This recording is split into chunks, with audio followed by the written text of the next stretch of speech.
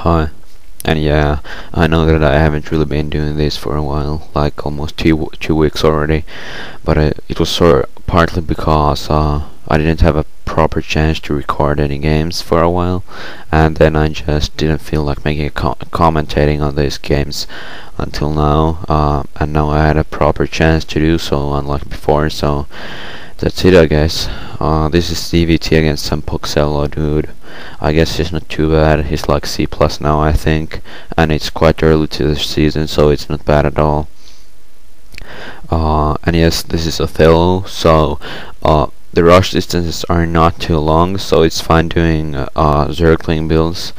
Unlike on maps like Andromeda, where night pool, since the rush distances are so long, it's very hard to actually pull off.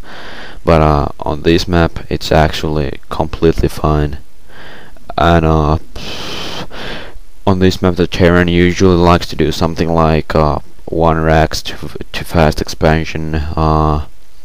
But other builds aren't unheard of either, since there's not a I don't know, there's not a wide choke. It's easy to defend, and so on. The terrain could do pretty much anything, but so far, from my experience, a terrain fast expansion on this map is by far the most common.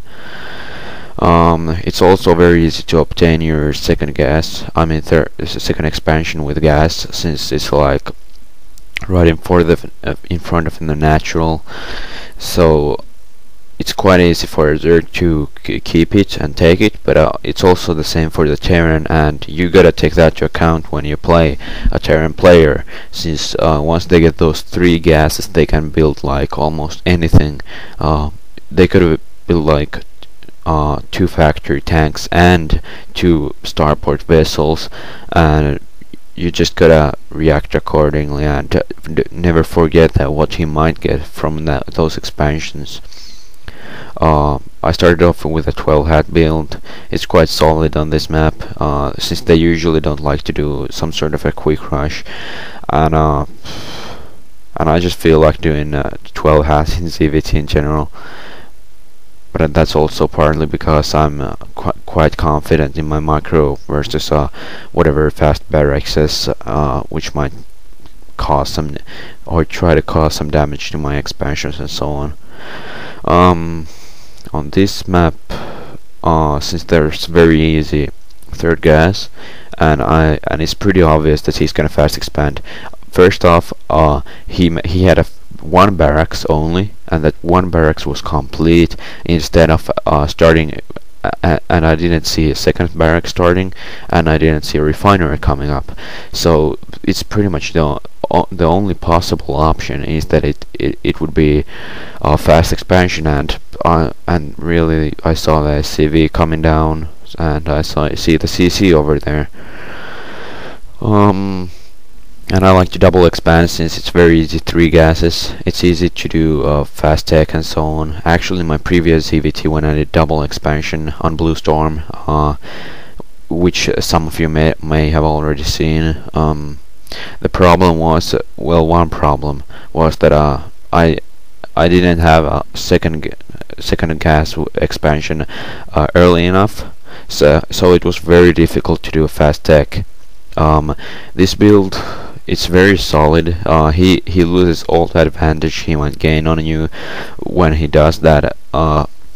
When you do this build, since you get a double expansion yourself, and if you just stop know when to make drones and when to make links, you're gonna be quite fine.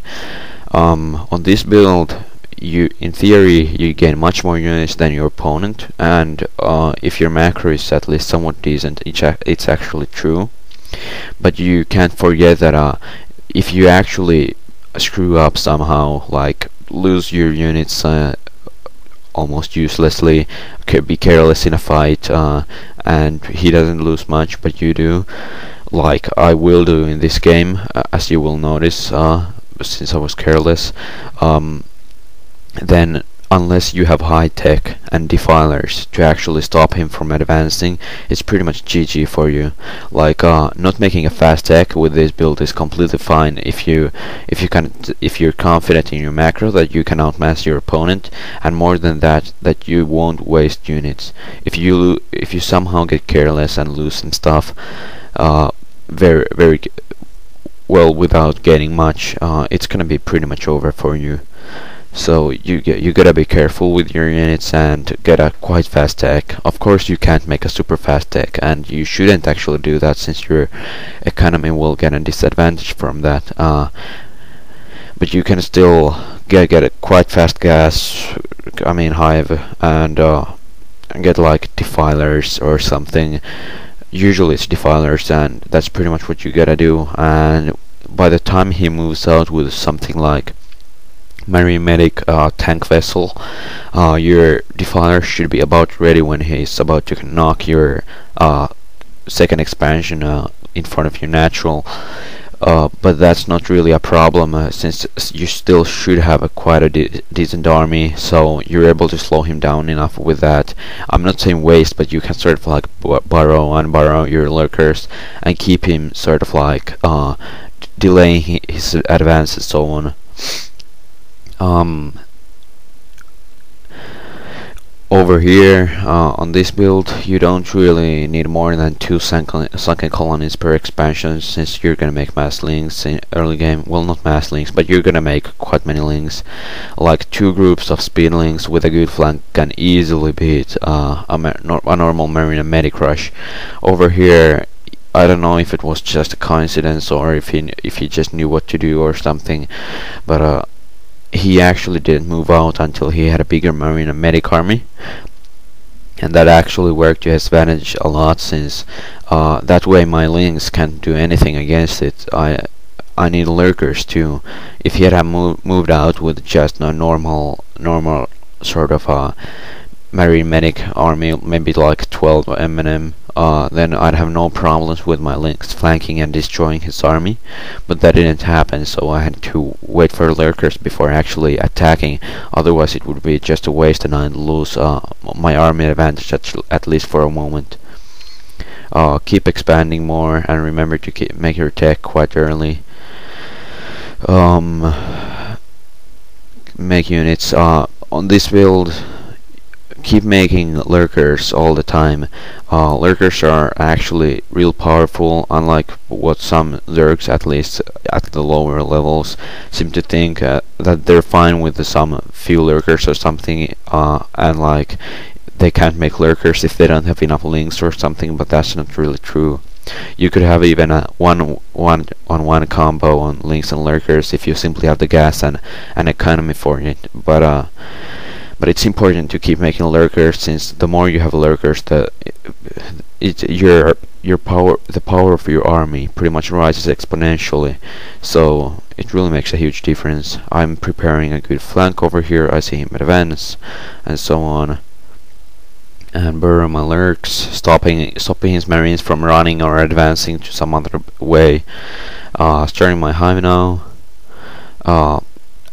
And of course, this build, it requires that you don't right on the early game, you don't get the perfect economy before you start making links or something. You pretty much have to stop making drones for a moment to make links, so that you're able to stop his M&M rush and be safe from pretty much anything.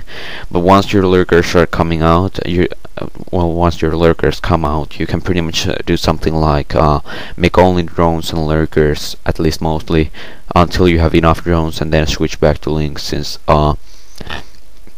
since you should still have enough links from what you made in the early game, and even if you don't, those links should be enough to push him back to his main and whatever starting position, and you may contain him, and you may just take map control, use those new lurkers to like defend an expansion or two, and so on.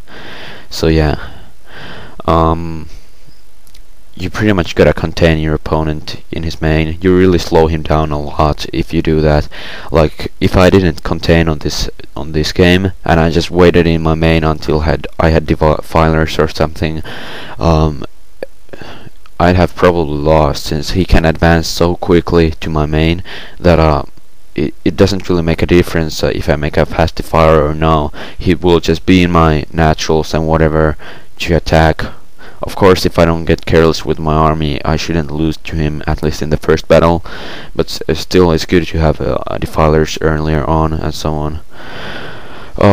Remember to keep making expansions. Even if you have the expo advantage, you just gotta keep making more and take even a bigger advantage yourself.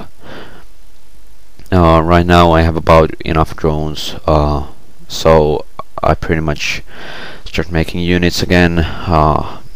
I gotta make a spire too, since if I wait too long he's gonna have a lot of science vessels, and it's good to have spire anyway over here for if he's gonna go drop ships, which he probably is gonna go in the future. Pretty much every turn does that, and it's actually good. And